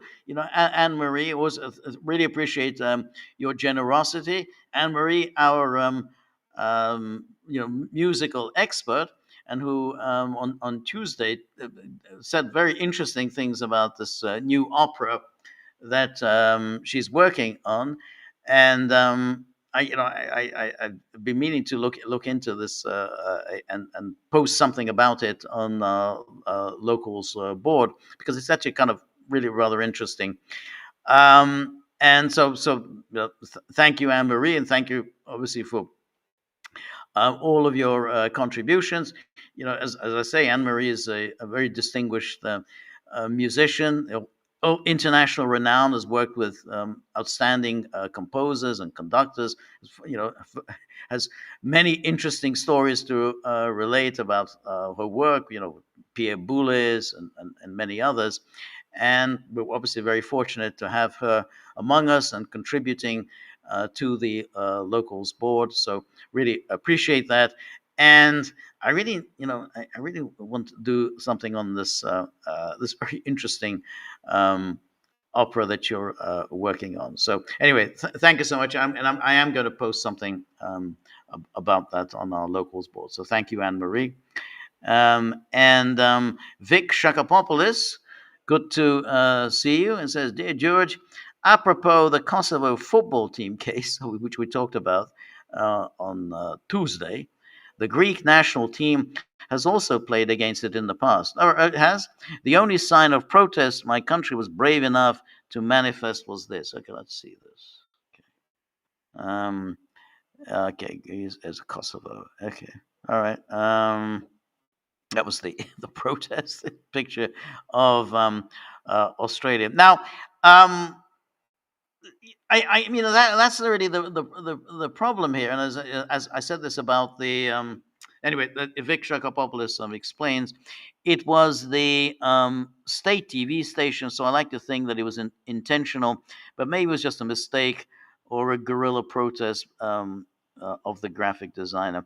I tend to think that it wasn't really a mistake. I think probably Greece really objects to it. I mean, Greece has a certain, has an Albanian problem of its own, and was very distressed at the time of the secession of Kosovo, but it was also distressed even at the time of the bombing of Yugoslavia, the attempt to prize Kosovo away from Serbia. Greece was very unhappy about that because it didn't really want to encourage Albanian secessionism, and but this is a problem with NATO, which is once you're part of this club, it's very difficult to dissociate yourself from this club. So NATO made the decision to bomb Yugoslavia. Greece wasn't happy at all. Greece, made clear he wasn't very happy, um, and but it had to go along with it. So, I think the prime minister at the time was a Papandreou, not the old man or his son. I think maybe the grandson of the old Papandreou. But it didn't make any difference. Greece had to sign on to the NATO bombing campaign. Anyway, thank you, Vic, Cynthia. Always very good to see you. And as I would say also about Cynthia, our resident film scholar, film expert, and film critic, who's always uh, ready to provide us with fascinating insights and comments and observations and information about so many aspects of cinema history, and particularly about the films that we screen here every week. And on Monday night, we screened um, uh, Steven Spielberg's Munich, and as I said on Tuesday, it's a very troubling film, and I urge all gagglers to watch the film if they haven't seen it. Watch the film, read uh, Cynthia's very interesting and very informed commentary, from which they can learn a great deal about the making of the film, and what was in the mind of the filmmakers when they made it, and then you know try to contribute something on what you thought about Munich. I'd be really interested in having a gaggle discussion about Munich. I think it's among Spielberg's films, it's probably his most interesting. I think he no one's ever accused Spielberg of being a particularly um, deep thinker or somebody who raises serious moral and intellectual issues. But this film, I think, made at least some attempt towards that. So I'd be interested to learn what Gagglers think of Munich. Anyway, so Cynthia says here, in my opinion, Trump might be gay or bi. Oh, I see. Okay, just well hidden. Okay, well it's quite a way to open. His glee over the DC ballroom with its girly chandeliers and gilded trim and Mar-a-Lago's gold and flashy decor. Oh, not decor. I think it's decor. Yeah, decor. Screams show overpower. His he put vain pretty boy perfumed men in top posts. And his prissy gestures, the lip purse, slow shoulder sway, only reinforce the impression. His drive to top Obama feels intensely personal, not political. It's brutal that all this would horrify the Bible thumping base that worships his fake tough guy act. Okay, and then there's a picture here. Let me take a look at this picture. That's the picture of the ballroom. Well, I think it is very interesting. There is something very odd about somebody who gets so preoccupied with ballrooms, and that's and decor and all these kinds of things. Yeah, he's a hotel builder and a real estate person, and maybe that he gets involved in that, but certainly it is unusual to be so preoccupied. But he does like pomp and ceremony and gaudy decorations and all the rest. That's who he has been, and even the way he fawns on the British royalty, there is a kind of I don't know. Let's put it this way: there's certain unmanly quality in being so overawed by this this gilded tapestry of the monarchy. So he's King Charles is going to be in the United States, I think, at the end of the month, and doubtless Trump will be all over him uh, during during his visit, and falling over himself in adoration. So now, does that mean he's gay or bi? I have no idea. But I mean, to me, it's all part and parcel of his very odd personality. I mean, I think Trump does have a very strange, he's always had been a very strange person. And I think, the way he changes his mind from day to day, hour to hour, minute to minute, and his fascinating, which in a way it's a remarkably trivial thing to be so preoccupied with ballrooms. I mean, you can see why Melania would be fascinated by ballrooms, but for an American president, I mean, it's hard to think. Can one really imagine Nixon or Reagan being, preoccupied with ballrooms? I mean, Nancy Reagan might, or Pat Nixon might, but I don't think Nixon or Reagan. I don't even think Bill Clinton would be particularly interested in it. So, but anyway, thank you so much, Cynthia. And then Cynthia goes on. Larry Johnson cites vetted sources who say the KC-135 was hit by an Iraqi missile, not in a crash. They say the second plane saw the shot and managed to peel off, got tail damage, while the first was lost. They also doubt the collision idea, and the second plane could not take fuel. Johnson says Pete Hegseth hides these combat losses to keep a slam dunk win story.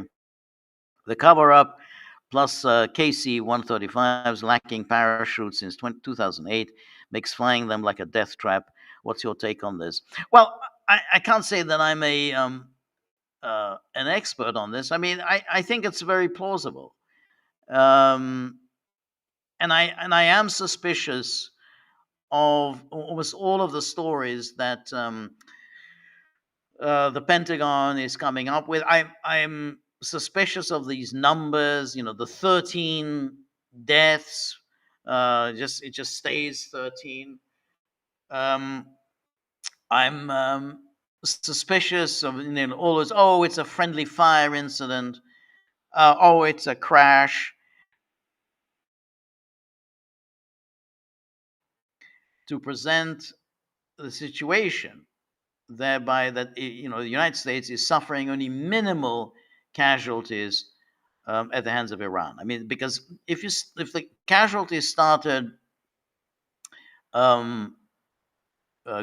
seriously growing, there would be real. I mean, this war is already unpopular, but this would really make it profoundly unpopular. So they want to maintain this very minimal losses story. Oh, they did this, or it was just it was a crash, a friendly fire incident.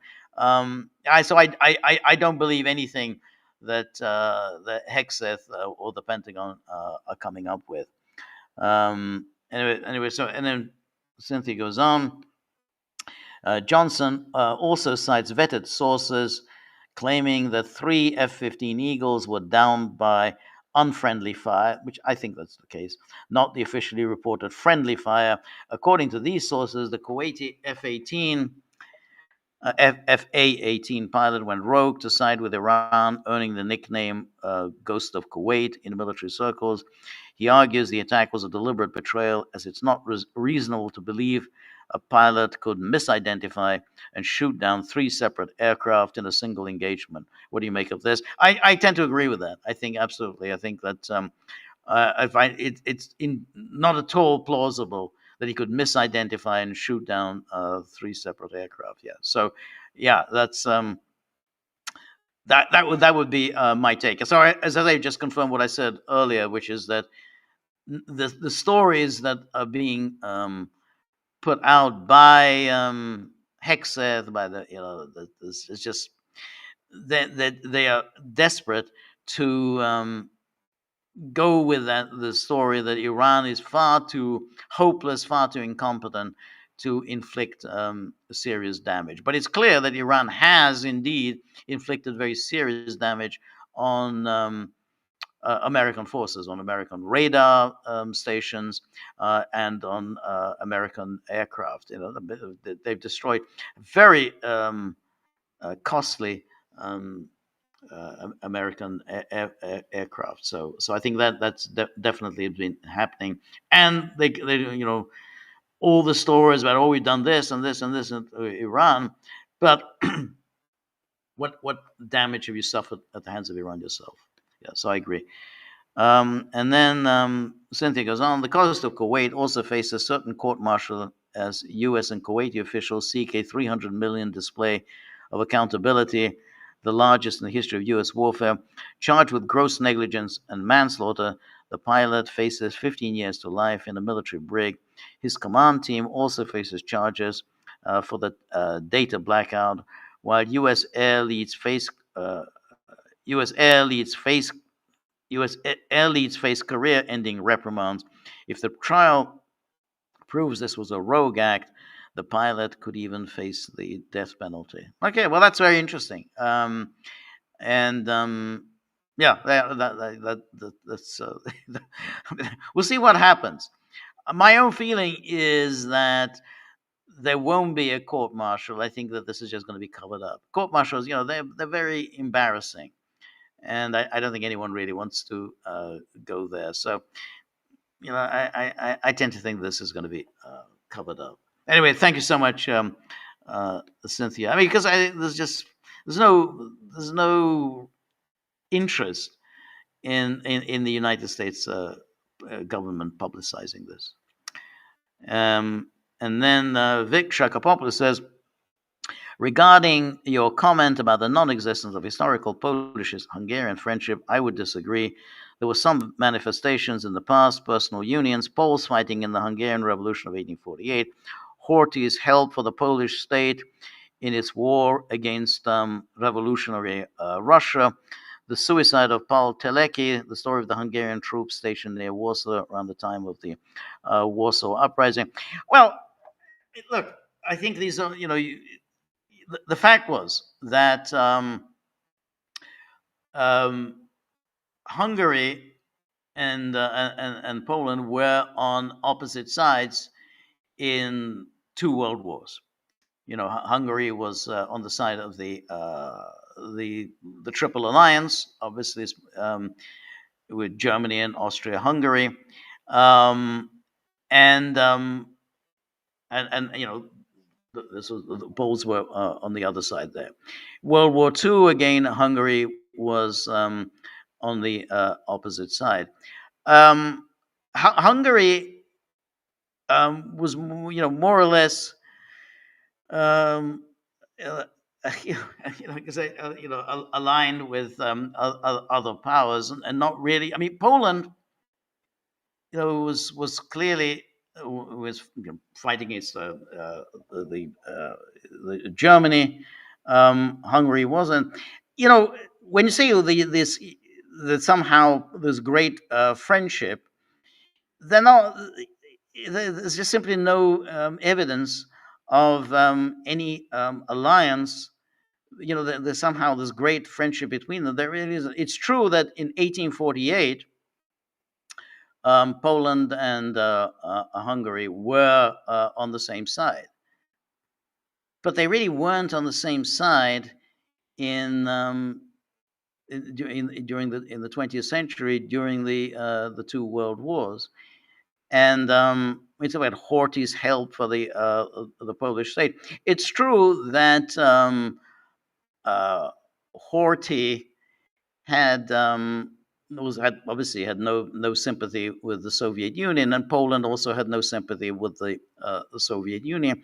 That didn't make them friends. That didn't make them allies. They just happened on this issue that you know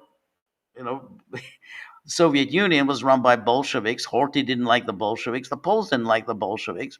Poles went to war against the Soviet Russia, got themselves a piece of territory, and Horthy was uh, sympathetic to them.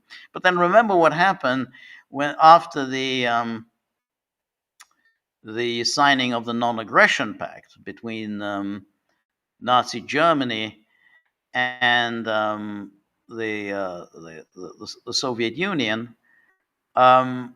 Relations between Hungary and the Soviet Union correspondingly improved. So therefore, so this was after the defeat of Poland by Germany and the defeat by the Soviet Russia. So Hungary then became kind of at least enjoyed friendly relations with Soviet Russia. And you can see that there are all sorts of complexities here. But the point about this is there's no historic friendship between the Polish and Hungarian people. There are, you can look at individual episodes and say, well, here was a moment when the Poles and the Hungarians were on the same side, or whatever, they're working together. But there's the story that somehow there's a historic friendship between the Polish and the Hungarian people is just simply untrue. And so that was my poll. Suicide of Paul Teleki had nothing to do with Poland. The suicide of Paul Teleki was over Hitler's use of or the Hungarian government's decision to allow Nazi Germany to march through Hungary to invade Yugoslavia. So that had nothing to do with Poland. I mean, so that was he committed suicide because once Hungary became an active ally of Hitler's, as I say, then essentially whatever would happen to Nazi Germany was going to happen to Hungary, and of course Hungary did pay a heavy price for being aligned with Germany in World War II. So Teleki committed suicide once the decision was made to allow Germany to march through Hungary to Yugoslavia. Anyway, and then anyway, Vic goes on. I wouldn't call it a great historical bond, but I guess since Poles and Hungarians are the least like nations in the neighborhood, they tend to stick together for lack of better options. Well, they don't stick together. I mean, that's the poor relations that now exist between Poland and Hungary are there's a historic reason for that, because Poland wants to be a member of a military alliance that wants to that seeks to wage a war against Russia. That's what Poland is about. Poland wants to use NATO to wage a war against Russia. Hungary doesn't have that interest. It never had. That was so. Therefore, this is not a matter of a contingency. There's a major historic conflict between Poles and the Hungarians. Hungary has a very pragmatic attitude towards Russia. Hey, Russia is our neighbor. We want to maintain good relations for all sorts of reasons. We don't want a war on the European continent. Wars are really bad for us. We always get punished whenever there's a war between East and West. Poland has the opposite view. Poland wants a war between East and West. Poland wants to wage some kind of an existential struggle against Russia. So this is a profoundly different approach, and we've had the same thing time and time again. Poles and Hungarians have a very different approach. So there's no record of any particular friendship between them. Anyway. So anyway, he says, Vic says, Lengyel Magyar, Két Jó Barát. So that's, Poles, Hungarian, two good friends. So anyway, That's not an edut harchol or issa borat. So anyway, it's not a. As I say, I don't really see it. Anyway, Robert then says, "Thank you, Robert. Always good to see you here." Robert says, "Ted Postel points to a simple uranium gun-type bomb with Hiroshima-scale yields, 10 to 20 kilotons. He argues such designs are straightforward, may not require testing, and could be built in weeks in a small facility. He further claims Iran already has materials and know-how, making it a question of time and political will." Yeah, that's what Ted Postel has been saying, that Iran is actually very close to having the nuclear weapon, and presumably even weaponizing it. So that's the point, that he, not just that they're close to having a nuclear warhead, but they know how to weaponize it, put on top of a missile. It's hard to know. I mean, he's a professor at MIT, so he has more expertise on this. I'd be surprised, to be honest, that they are that close to it. It's not impossible, but I would be surprised that that it's that easy. I mean, there's simply no evidence that during these years, ever since they apparently gave up developing a nuclear weapon, which was more than 20 years ago. And during that time, when they had to endure IAEA inspections, and no one seemed to come up with any evidence that they did have a nuclear weapon. So I'd be surprised that they are that close to it. But whatever happens at the end of this war, whenever it comes to an end, I do think that Iran will move towards developing nuclear weapons. I mean, they'd be crazy not to. I mean, they would absolutely crazy to allow themselves to be attacked in this way again. I just think that it's going to take a little bit more time. I can't believe that it's just, it's that easy to do. I mean, when you think of the countries, well, it was always hard to know exactly when a variety of countries announce that they have they perform nuclear tests. Were they really ever in a position to weaponize the their fissile material anytime in the future? So when we think of China in 1964, when they announced it, and we had India and Pakistan, I think about 1974, they both announced they had nuclear weapons, but we really don't know whether they were, weaponizable in the immediate future. No one really wanted to know, but that's the question. Same with North Korea. It took a little bit of time, from the moment that North Korea announced that, well, they've performed a kind of they've tested a nuclear weapon, to the point when they actually had ballistic missiles. So that took a little bit of time. So I don't know whether Iran really is that close. So I think, but that's, it's an interesting supposition. Anyway, thank you so much, Robert. And then Aristotle, thank you so much, Aristotle 1. Aristotle asks, why do you think Israel and Trump chose this point in time to attack Iran? Is it to do with getting this done before the midterms? It's a very good question.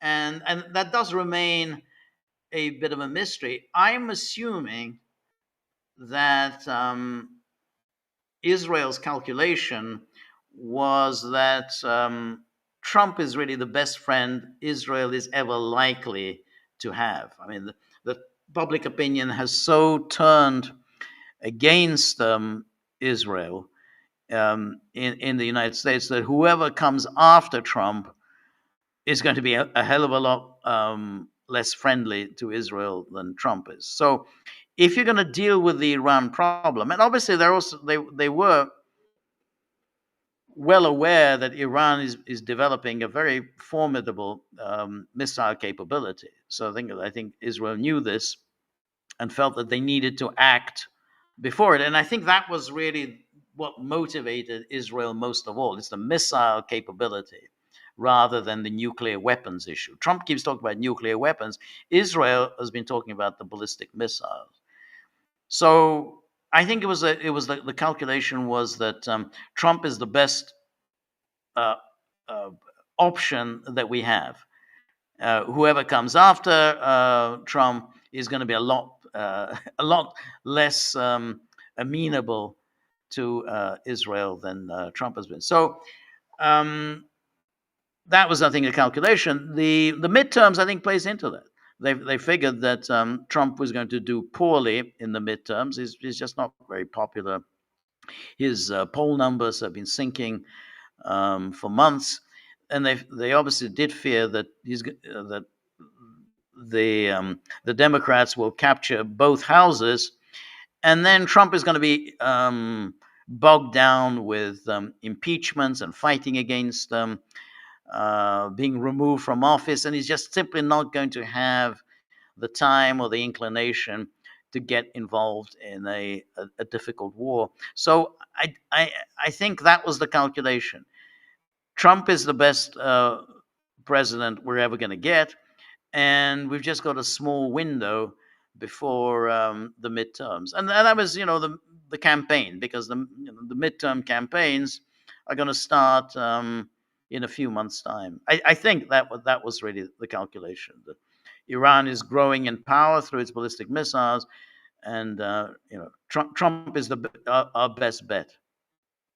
Anyway, thank you so much, Aristotle. And then Robert says, according to Oliver Stone, Vladimir Putin had never seen Dr. Strangelove. Yeah, that's true. From what Trump had to say last night, you don't get the impression he's seen it either. I don't think so.